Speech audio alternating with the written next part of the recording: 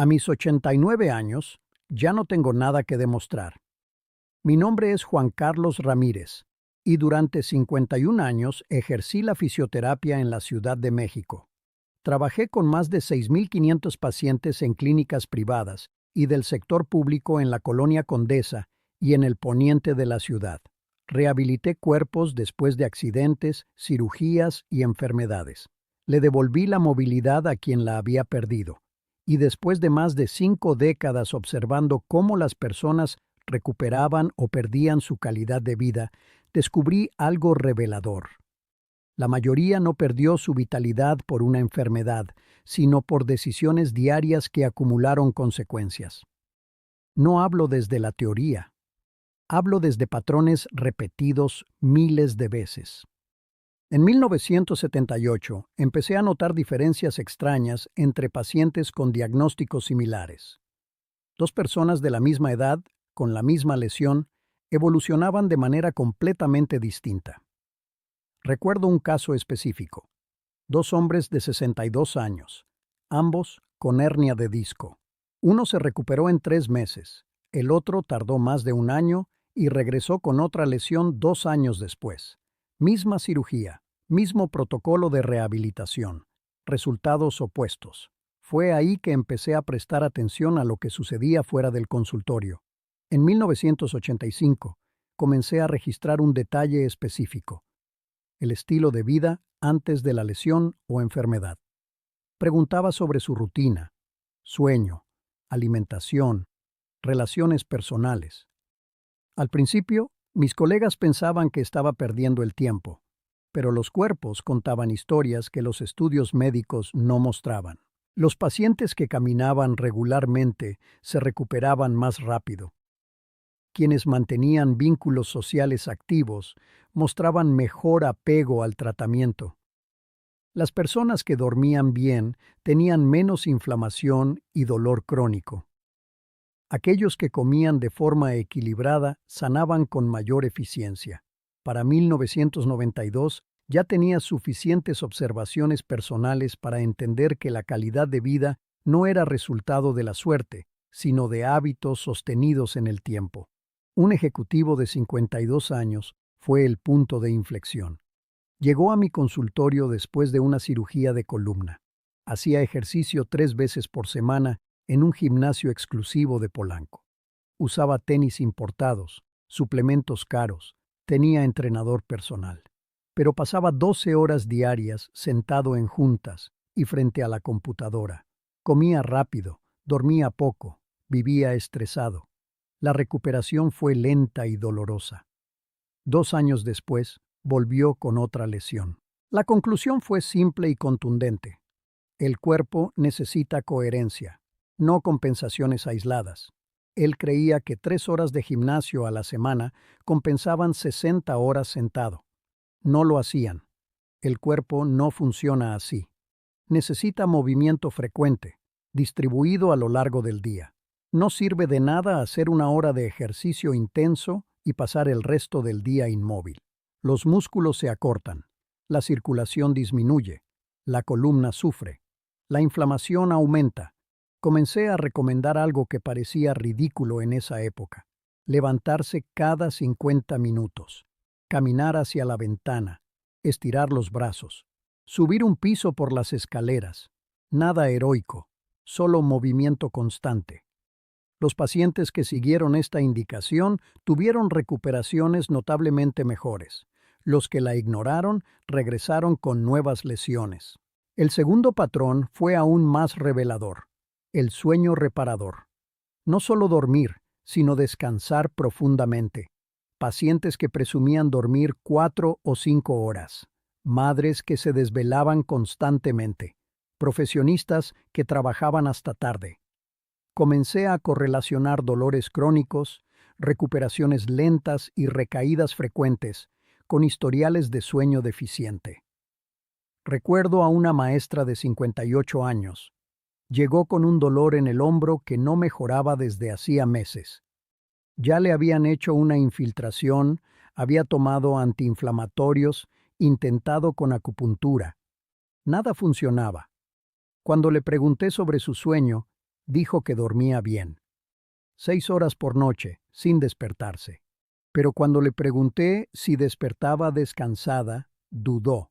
No, despertaba cansada, siempre cansada. Le pedí que se hiciera un estudio del sueño, una polisomnografía. Descubrimos que tenía apnea del sueño. No se despertaba durante la noche, pero su sueño era fragmentado, superficial. El cuerpo nunca entraba en las fases profundas de recuperación. Tratamos la apnea.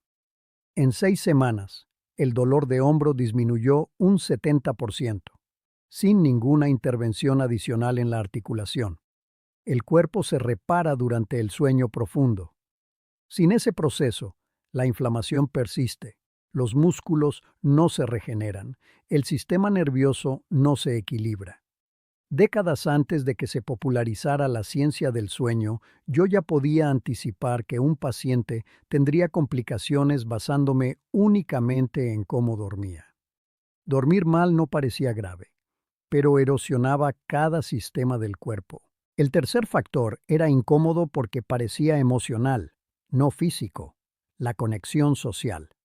Las personas aisladas se recuperaban más lento. Los pacientes sin una red de apoyo abandonaban la fisioterapia.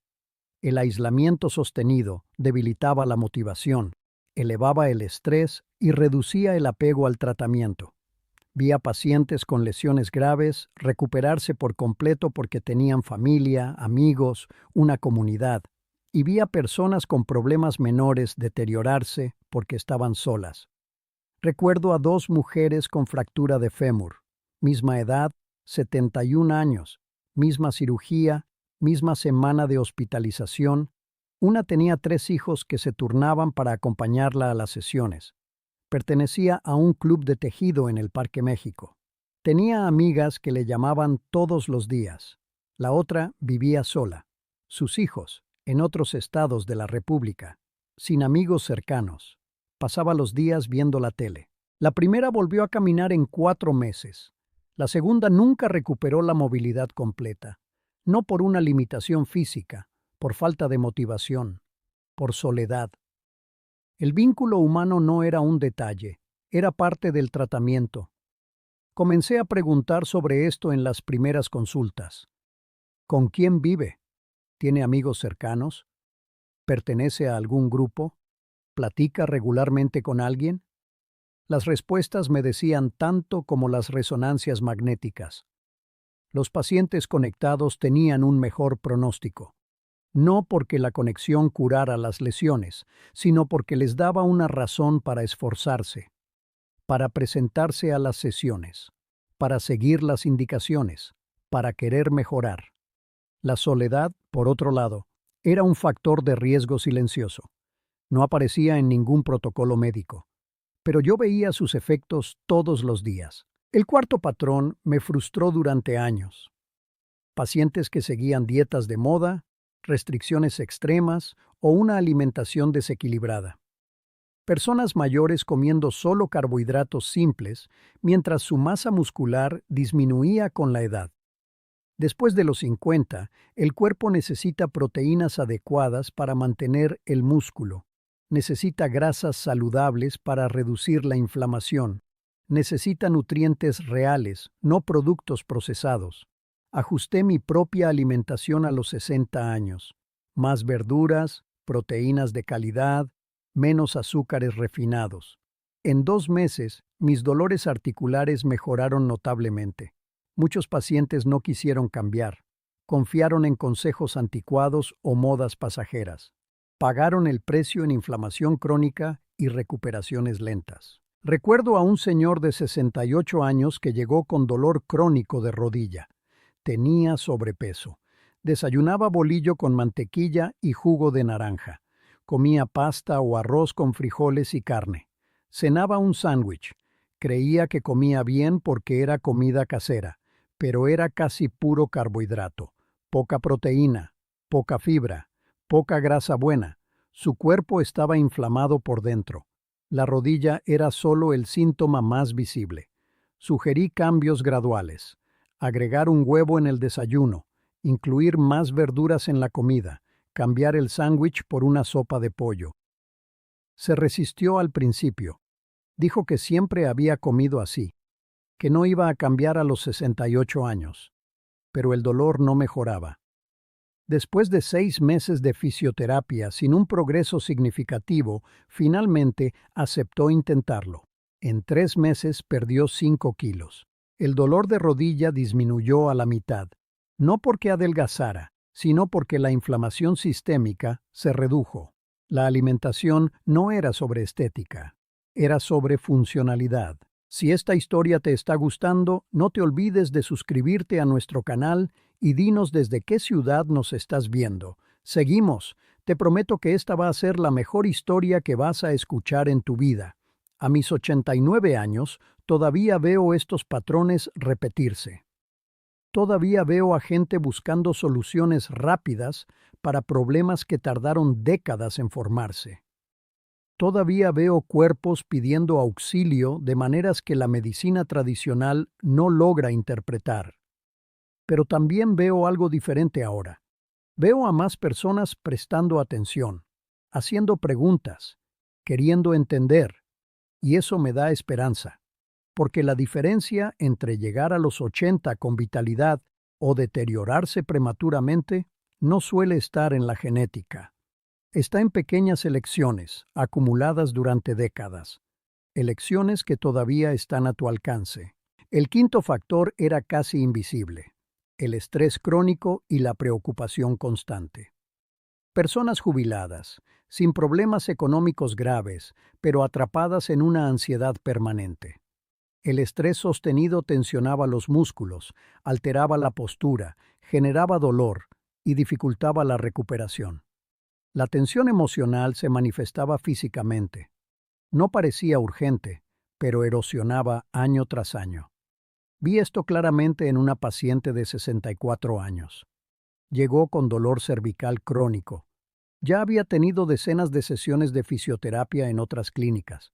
Tomaba relajantes musculares. Usaba collarín. Nada lo resolvía.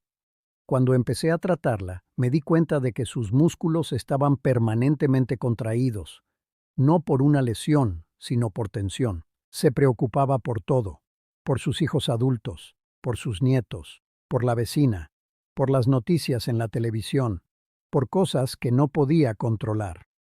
Su cuerpo vivía en un estado de alerta constante. Los músculos nunca se relajaban. El dolor era real, pero la causa no era física. Le sugerí que buscara ayuda psicológica. Se resistió. Dijo que no estaba loca. Le expliqué que no se trataba de locura, sino de aprender a soltar lo que no estaba en sus manos. Finalmente aceptó. Empezó a ir a terapia. En 2 meses, el dolor cervical disminuyó más que en un año de tratamiento físico. El cuerpo guarda lo que la mente no procesa. Durante décadas observé estos 5 patrones repetirse: movimiento frecuente, sueño reparador, conexión social, alimentación equilibrada y gestión del estrés. No eran secretos, no eran complejos, pero eran ignorados por la mayoría. Y la prueba más dolorosa de esto fue mi propio hermano menor. Vivimos juntos durante 35 años en un departamento en la Colonia del Valle. Él era 3 años más joven que yo.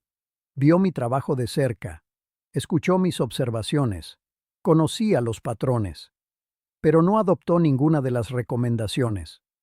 Se movía poco debido a molestias que nunca se trató. Decía que era solo un achaque, que ya pasaría. Nunca pasó. Durmió mal por años de insomnio no atendido. Rechazaba la ayuda. Decía que siempre había dormido así. Mantenía hábitos alimenticios tradicionales, altos en fritangas y harinas. Le encantaba el bolillo con mantequilla. Pasta todos los días. Pan dulce para merendar. Se preocupaba constantemente por problemas ajenos. Cargaba el peso del mundo sobre sus hombros. Intenté hablar con él varias veces. Escuchaba, estaba de acuerdo, pero no cambiaba. Decía que iba a empezar mañana. El mañana nunca llegaba. Vivió hasta los 76 años. Muchos dirían que fue una buena edad.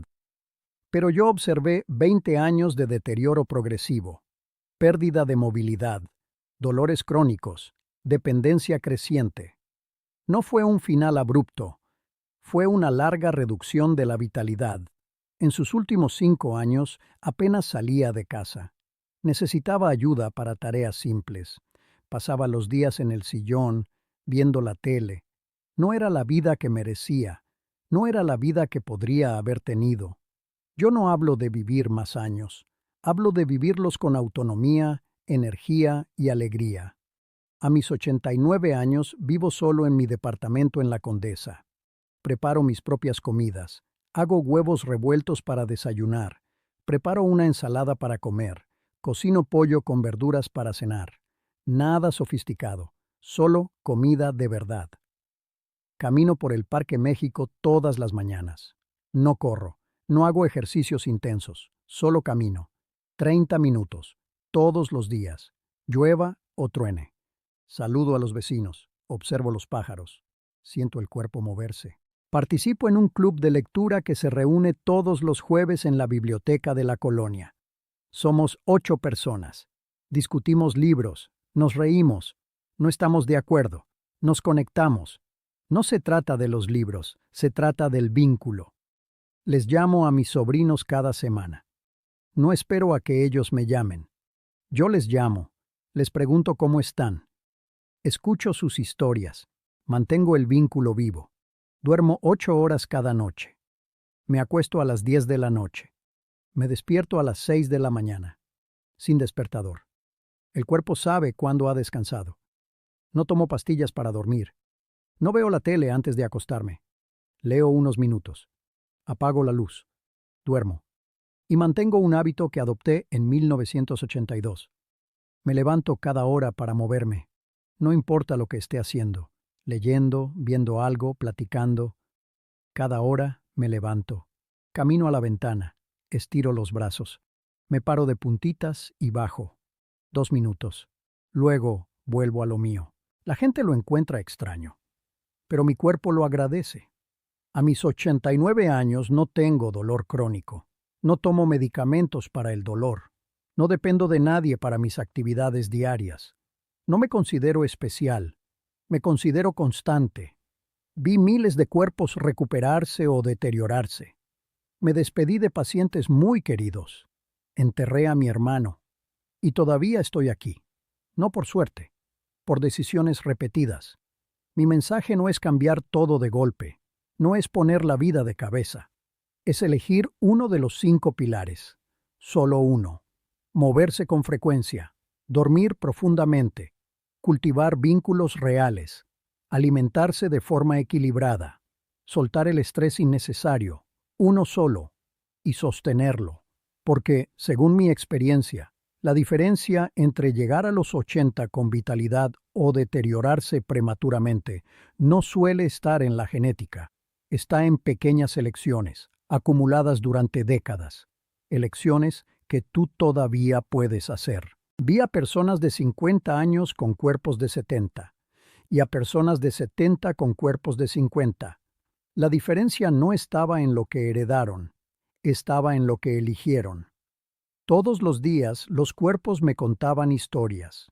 Historias de negligencia, historias de cuidado, historias de arrepentimiento, historias de transformación. Y la historia más importante era siempre la misma. Nunca es demasiado tarde para empezar, pero cuanto antes, mejor. Tengo 89 años. No sé cuánto tiempo me queda, nadie lo sabe. Pero sé que cada día que despierto sin dolor, que camino sin ayuda, que pienso con claridad, que me río con mis amigos, es un regalo. Un regalo que construí con elecciones diarias durante décadas.